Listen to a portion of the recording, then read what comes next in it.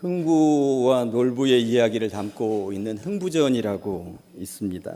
흥부전은 앞대목을 시작을 하면서 놀부를 소개하고 있는데 전체 다 그대로 소개하기는 내용이 길어서 일부만, 또 원어로 그렇게 소개하면 너무 한문투라 풀어진 내용을 약간 소개해 보도록 하겠습니다. 사람은 5장 6보인데 놀부는 5장 7보라. 어째서 7보냐 하면 심술부 하나가 왼편 갈비뼈 밑에 노인들 담배 주머니 매달리듯 딱 매달려 가지고 이놈이 밥만 먹으면 심술을 부리는디 이놈의 심술은 한도 끝도 없이 나오는 것이렸다. 불난데 부채질하기, 다 된 혼인 파혼시키기, 시장에 가면 억지 쓰기, 고추밭에 말 달리기, 애호박에 말뚝박기, 늙은 호박에 똥칠하기, 똥 누는 사람 주저앉히기, 우는 아이에 똥 먹이기, 임신한 부인 배 걷어차기, 길 가는 과객 재울듯이 붙들었다가 해지면 내쫓기, 옹기장수 지게 작대기 걷어차기, 못자리한 논에 돌 던지기, 잠든 이웃집 노인 이마 때리고 먼 산 바라보고 웃기 등등등. 굉장히 많은데 그 일부만 제가 인용을 해본 것입니다. 뒤에 이어지는 대목 중에 특별히 설교 시간에 하긴 좀 그런 문장이 좀 나오긴 하는데 그래도 그대로 원어 그대로 보면 이놈의 심술이 이러하니 삼강을 알겠느냐 오륜을 알겠느냐 마음이 돌덩이 같고 모질기가 짝이 없고 욕심이 쪽제비 같으니 네모난 송곳으로 놀부 이맛박을 콱 쑤셔가지고 획획 내둘러도 피 한 방울 안 나올 것이니 이놈이 바로 천하의 놀부 놈이렸다. 그런디 그 동생 흥부는 마음이 너무나도 착하더라. 이렇게 되어 있습니다.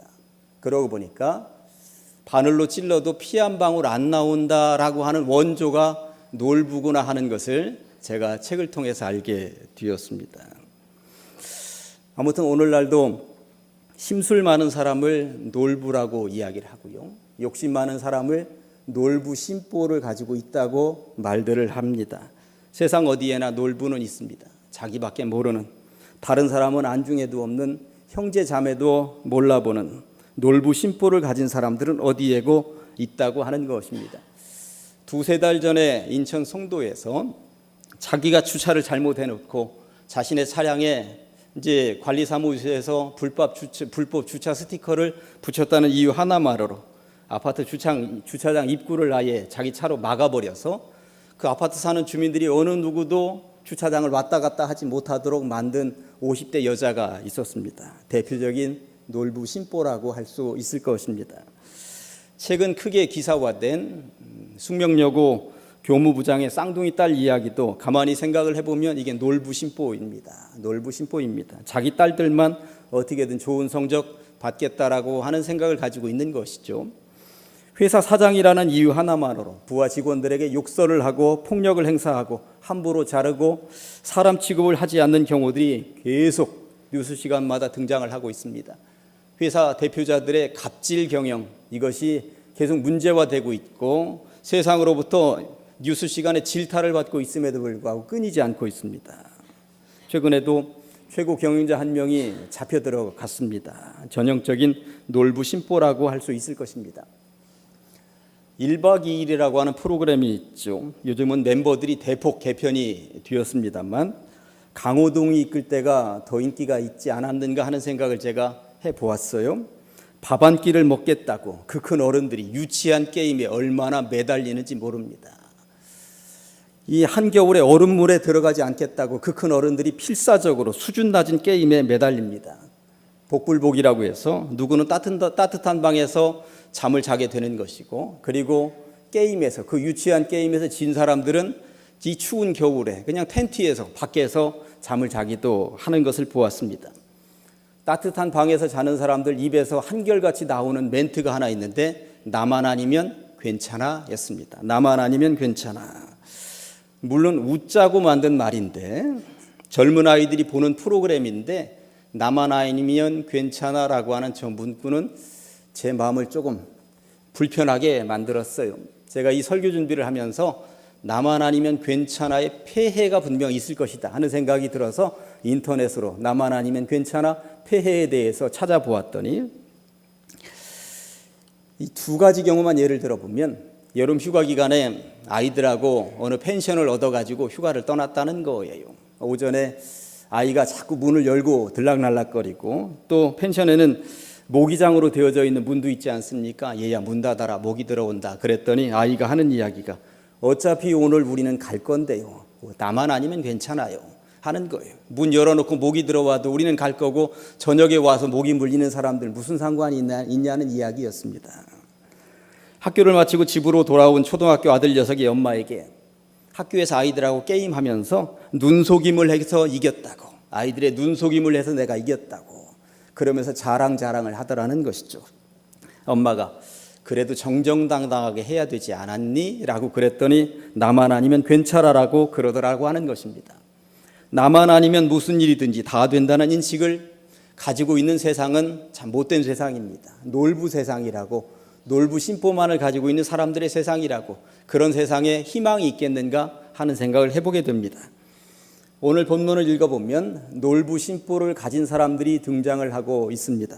15절과 16절 상반절에 보면 이에 바리새인들이 가서 어떻게 하면 예수를 말의 올무에 걸리게 할까 상의하고 자기 제자들을 헤롯 당원들과 함께 예수께 보내어 말을 했다고 성경은 말씀하고 있습니다. 예수님 당시에 놀부 심보를 가지고 있는 사람들이 있었는데 어떻게든 예수님을 올무에 걸려 넘어지게 했으면 좋겠다는 심보를 가진 사람들이 있었는데, 한 부류는 바리새인들이었다고, 다른 한 부류는 헤롯 당원들이었다고 성경이 말씀하고 있습니다. 이 바리새인과 헤롯 당원은 태생이 다른 사람들이었습니다. 서로 섞일래야 섞일 수 있는 사람들이 아니었습니다. 왜냐하면 바리새인들은 당시의 종교 지도자들이었습니다. 종교적으로 어떻게든 흠이 없이 살아야 된다는 생각을 가지고 하여튼 거룩을 지키면서 살려고 애쓰던 사람들이 바리새인들이었고요. 헤롯 당원들은 말 그대로 정치 지도자들이었습니다.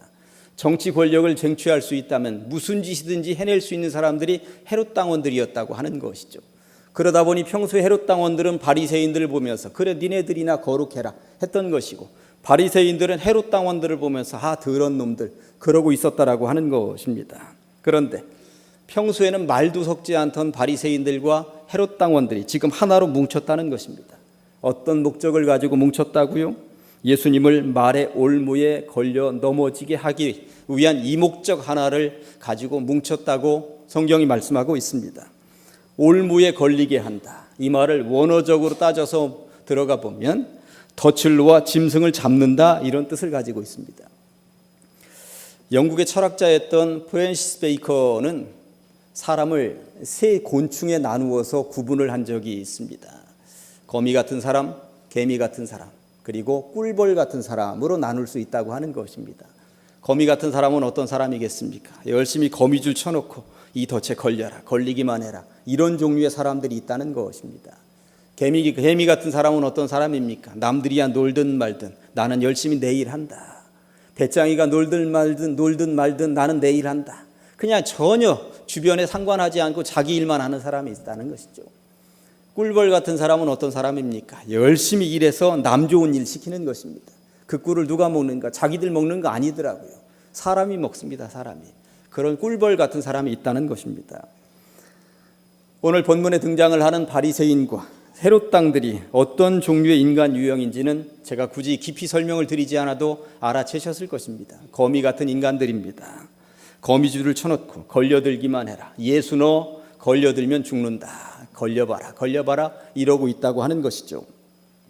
이들이 설치해놓은 올무는 이러했습니다. 17절에 보니까 그러면 당신의 생각에는 어떠한지 우리에게 이르소서, 가이사에게 세금을 바치는 것이 옳으니까 옳지 아니하니까 하니.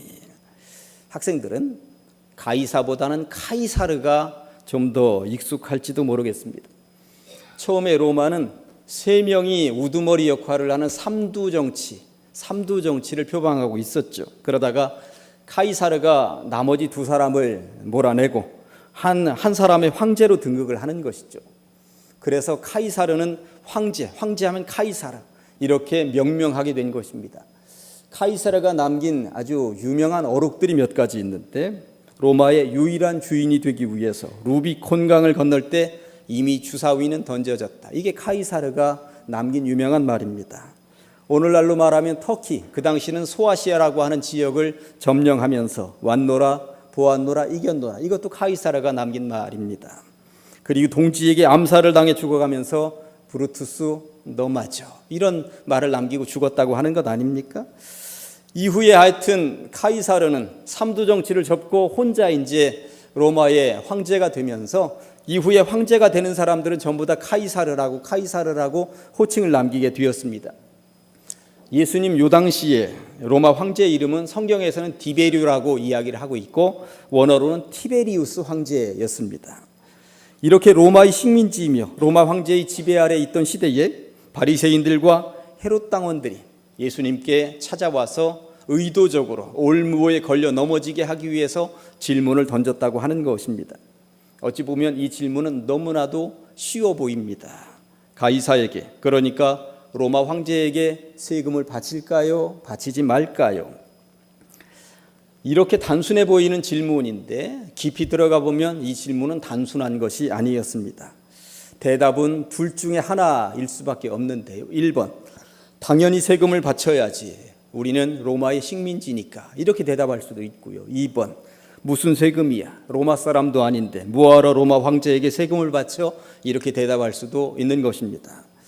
대답은 둘 중에 하나였습니다만 1번으로 대답을 하든 2번으로 대답을 하든 예수님은 올무에 걸릴 수밖에 없는 질문이었다고 하는 것이죠. 왜 그러냐 하면 1번, 당연히 세금을 바쳐야지, 우리는 로마의 식민지니까 라고 대답을 하면 예수가 로마 황제에게 세금을 바치란다, 민족 반역자다 하면서 바리새인들이 소문을 낼 요량이었습니다. 그러면서 모든 유대인들로부터 미움받도록 하기 위한 작전이었던 것이죠. 2번, 무슨 세금이야, 우리가 뭐하러 로마 황제에게 세금을 바쳐? 라고 대답을 하면 이번에는 헤롯 당원들이 정치적으로 예수님을 로마에 세금 바치지 말란다 하면서 로마 당국에다가 고발할 계획이었다고 하는 것입니다. 그러니 1번으로 대답을 하든 2번으로 대답을 하든 예수님은 걸려 넘어질 수밖에 없었다고 하는 것이죠. 이렇게 이해하시면 어떨까요? 일제강점기에 일본 천황에게 세금을 낼까요, 내지 말까요, 이런 질문이 들어왔을 때 당연히 내야지 라고 하면 이런 민족 반역자, 일본 놈들에게 세금을 내라니, 이렇게 딴지를 걸 것입니다. 그런데 만약에 야, 일본 놈들한테 무슨 세금을 내? 이러면 일본 순사에게 당장 잡혀갈 것이 뻔하다라고 하는 것입니다. 이런 질문이었다고 하는 것이죠. 예수님께서는 데나리온이라고 하는 로마 동전 하나를 가져오라고 말씀하셨고요. 그리고 이 데나리온에는 로마 황제 초상이 지금 들어있는 동전이었다고 하는 것입니다. 그리고 그 동전을 손에 들고 예수님께서 이렇게 대답을 해주셨습니다. 21절에 보면 이르되 가이사의 것은 가이사에게, 하나님의 것은 하나님께 바치라 말씀하셨다고 하는 것입니다. 굉장히 간단해 보입니다. 당신은 로마의 지배를 받고 있으니까 세상에서는 로마의 동전이 통용되고 있었고요. 그리고 성전에서 하나님 앞에 예배할 때에는 로마 동전으로 헌금하지 못하도록 되어 있었습니다. 유대 동전만 가지고 헌금하도록 되어 있었어요. 그러다 보니까 성전 앞마당에는 환전상들이 있었다고 하는 것입니다. 세상에서 쓰던 로마 동전을 가지고 와서 이 성전 앞마당에서 그것을 유대 돈으로 바꾸고 그리고 유대 돈으로 헌금을 하도록 되어 있었다고 하는 것입니다. 예수님께서는 간단하게 로마 황제의 초상이 들어져 있는 로마 동전을 가지고는 로마에 세금을 내고, 그리고 유대돈, 달란트 같은 유대돈으로는 성전에서 하나님 앞에 헌금하면 되는 것이니라 하면서 굉장히 지혜롭게 말장난처럼 이 상황을 피해 가셨습니다. 그런데 여기서 정말 중요한 건, 다 놓쳐도 절대 오늘 이 예배 시간에 와서 이 설교 시간에 절대 놓쳐서는 안 되는 한 가지를 지금 말씀드리려고 합니다.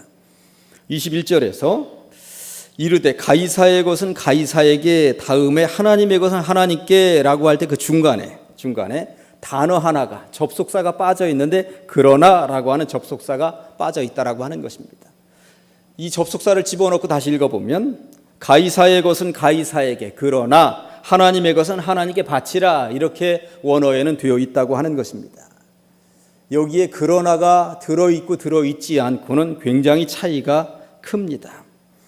예수님은 지금 이렇게 말씀을 하고 계셨던 것이죠. 가이사에게, 그러니까 세상 권력자에게 세금을 바치고 바치지 않고가 너희들에게는 그렇게 중요하단 말이냐. 그러나 더 중요한 것이 있으니 하나님의 것을 하나님께 바치고 있는가? 하나님의 시간을 하나님께 드리고 있는가? 하나님의 물질을 하나님께 드리고 있는가? 하나님의 것을 하나님께 드리고 있는가? 너희들 종교 국가인 이 나라에서 살고 있지 않느냐? 가슴에다 손을 얹고 한번 생각을 해보아라. 세상의 권력자에게 세금 내는 것은 그렇게 중요하다 하면서 하나님께 하나님의 것을 드리는 것에 대해서는 너희가 얼마나 철저한지 한번 살펴보거라. 가이사의 것을 가이사에게 바치는 문제를 가지고 논하고 있을진데 그러나 정작 하나님의 것을 하나님께 바치고들 있는 것이냐? 예수님께서는 이 질문을 되묻고 있었다고 하는 것입니다. 우리는 세상을 벗어나서 살 수가 없어요. 이 나라 대한민국에서 숨을 쉬며 호흡하면서 세상 사람들하고 부대끼면서 살아가게 되어 있는 것입니다. 공부해야 합니다. 취직해야 하고요. 사업해야 합니다. 군에서 부르면 군대에도 가야 합니다. 직장 생활해야 하고 세금도 내야 합니다. 그러다 보면 세상에 찌들어 살면서 세상에서 주어지는 의무, 이것들은 의무 방어를 제대로 하는데 간혹 우리는 하나님을 놓친다고 하는 것입니다. 세상에 너무 찌들어 살고 세상에 너무 바쁘게 살면서 하나님을 놓친다고 하는 것입니다. 가이사에게 충성하는 것, 이 문제를 가지고 논의하는 이 바리새인들과 헤롯 당원들, 너희들 정말 하나님 앞에는 제대로 서 있는 것이냐? 예수님의 이 질문 앞에서 이들은 대답을 할 수가 없었다고 하는 것이죠. 가이사에게 충성과 헌신은 다하는데 하나님께 충성하며 헌신할 시간을 놓치고 있는 것은 아니냐고 예수님께서 지금 질문을 하고 계시기 때문에 그렇습니다. 너희들이 지금 나에게 와서 그 질문을 던지고 있는데 이게 하나님의 방법이냐? 하나님이 원하시는 질문이냐? 하나님의 일을 하고 있는 이 사람에게 올무를 놓고 걸려 넘어질 의도를 가지고 달려나온 너희들이 정말 하나님의 사람들이라고 하나님의 백성들이라고 할 수 있느냐? 예수님은 지금 이런 전곡을 찔러서 되묻고 계시다고 하는 것입니다. 여러분들에게 묻습니다. 세상 살면서 참 분주하죠. 바빠 죽겠습니다. 그렇게 바쁘게 살아가는 세상 속에서 과연 하나님의 영역은 얼마나 되십니까? 세상 일이 아무리 바쁘고 분주하고 그렇다 하더라도 그러나 하나님의 시간은 하나님께, 하나님의 물질은 하나님께, 하나님의 것은 하나님께 온전히 드리면서 살아가고 있는가? 일제강점기 만주에서 사업을 크게 해서 돈을 좀 번 남자가 한 명 있었습니다. 콩 도매상을 하고 있었는데 콩 도매상을 하면서 정직과 성실로 일을 했고요. 돈을 좀 많이 벌었습니다. 해방이 되었고요. 작은 규모의 사업을 서울에서 전개하느라 은행에서 대출을 받았습니다. 그런데 그만 6.25 한국전쟁이 터지고 말았어요. 한시 앞이 피난을 떠나야 할 상황에 내몰리고 있었습니다. 피난짐을 싸다가 아차, 은행에 빌린 돈이 있는데 이거 피난 가버리면 내일까지 마감인데 이거 못 돌려주겠구나. 돈을 들고 은행으로 달려갔습니다. 전쟁통입니다. 전부 다 피난 갑니다. 그리고 내일 갚아야 내일까지가 갚는 날입니다. 전쟁통이니까 나 몰라라 하고 피난 가고 그럴 수도 있는데 그 상황에 돈을 들고 은행으로 달려갔다고 하는 것이죠. 가보았더니 은행도 분주하긴 마찬가지였습니다. 피난 떠날 준비들을 하고 있었던 것이죠. 한 직원에게 입을 열었습니다. 빌린 돈 갚으러 왔습니다. 그랬더니 정작 은행 직원이 너무나도 난처해 하더라는 것입니다. 빌린 돈을 갚겠다고요? 전쟁통에 대출 장부가 어디에 있는지도 모르고요. 장부의 일부는 부산으로 보냈고 일부는 분실되었습니다. 돈을 빌린 사람들은 전부 다 이참에 돈 안 갚아도 되겠다고 조아들 난리인데 그래도 갚으시게요? 이게 마지막. 그래도 갚으시게요? 이렇게 묻더라는 것입니다. 은행 직원의 이 말에 이분도 잠깐 망설였습니다. 여러분 같으면 어떻게 하셨겠습니까? 아싸, 땡 잡았다. 누구나 다 이럴 상황 아니겠습니까? 아싸, 땡 잡았다죠. 땡 잡았다. 은행 직원도 안 받겠다고. 되도록이면 이거 안 받겠다고. 내가 이거 받아서 지금 어떻게 하겠느냐고. 이 전쟁통에. 사실 이 돈을 이 은행 직원에게 그 분주한 상황 가운데 장부도 없다는데 은행 직원에게 줘버리면 은행 직원이 자기 주머니에 넣어버린다고 어떻게 알겠습니까? 그러면 이거 그냥 헛돈 쓴 것 아니겠습니까? 그런데 잠시 잠깐 망설이긴 했지만 하나님 앞에 올바로 서 있어야 되겠다는 생각을 가지고 그는 돈을 내밀면서 영수증 써달라고, 은행 직원은 영수증을 써주면서 은행 직원의 인감도장을 찍어 주었습니다. 전쟁은 3년 만에 끝이 났고요. 이분은 가족을 데리고 제주도로 건너갔고 군납 사업을 시작했습니다. 신선한 생선을 공급하는 일을 시작했던 것입니다. 그런데 날이 갈수록 물량이 많아지고 원양 어선을 하나 구입해야 되겠다. 그러나 수중에 그렇게 큰 돈이 없으니 비싼 원양 어선을 살 수가 없었습니다. 값이 나가는 담보물이 없으니 은행권을 두드리는 것도 여의치 않았습니다. 그럼에도 이분은 은행에 찾아가 보았고요. 융자를 신청했습니다.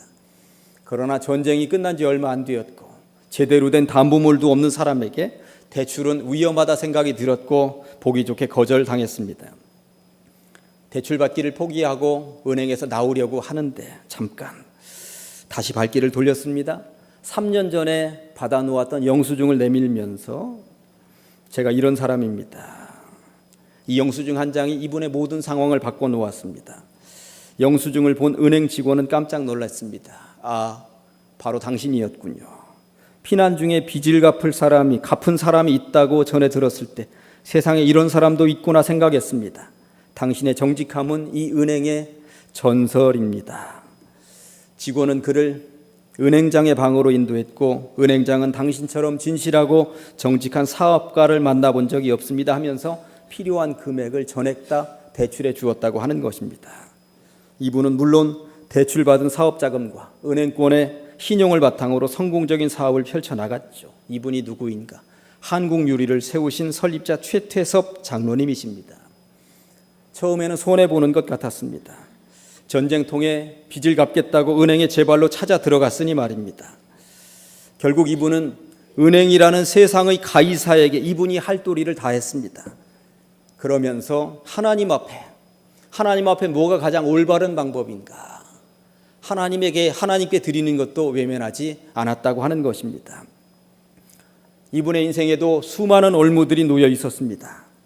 만주벌판에서 사업할 때도 이분의 책을 읽어보면 그 사업할 때 이분 앞에 놓여 있었던 올무들이 수도 없이 많이 있었습니다. 거기에 걸려 넘어질 것 같을 때마다 기도했고요. 그리고 그 올무에 걸려 넘어지지 않고 사업을 전개하면서 하나님의 정의, 하나님의 사랑, 하나님의 이끄심을 그분은 체험했다고 하는 것입니다. 아, 올바로 가면, 정의롭게 가면 하나님이 이끌어 주시는구나. 한국전쟁통에도 갚아야 하는 이 은행빚, 이분 앞에 놓인 올무였습니다. 그 올무에 걸려 넘어질 수도 있었습니다. 사탄이 내려놓은 올무 아니겠습니까? 그러나 장로님은 그런 올무들에 걸려 넘어지지 않았던 것이죠. 장로님은 가이사의 것은 가이사에게 제대로 주었고요. 하나님의 것을 하나님 앞에 드리는 데에도 인색하지 않았습니다. 하나님 앞에 부끄럽지 않았다고 하는 것입니다. 이집트의 목화탐에서 기독교인들은 정부가 하라는 대로 가이사의 것은 가이사에게 하라는 주님의 말씀대로 열심히 일을 했습니다. 그리고 하나님의 것은 하나님께 드리기 위해 최선을 다해 그들은 예배했습니다. 그러고 보니 하나님의 것은 결국 예배요 기도입니다. 그리고 찬양이요 감사입니다. 그리고 정직이요 성실입니다. 세상에서 지불 내야 하는 세금도 잘 내야 할 것이요 직장에서 주어지는 임무에도 충실해야 할 것입니다. 그러나 이에 못지않게 하나님의 시간, 하나님의 물질, 하나님의 것을 함부로 하지 않는 것이 우리가 평생을 두고 풀어야 하는 숙제라는 사실을 절대 놓치지 않아야 할 것입니다. 세상에서 세상 사람들과 살아가는 인생, 가이사의 것은 가이사에게 주며 살아야 하는 인생들입니다.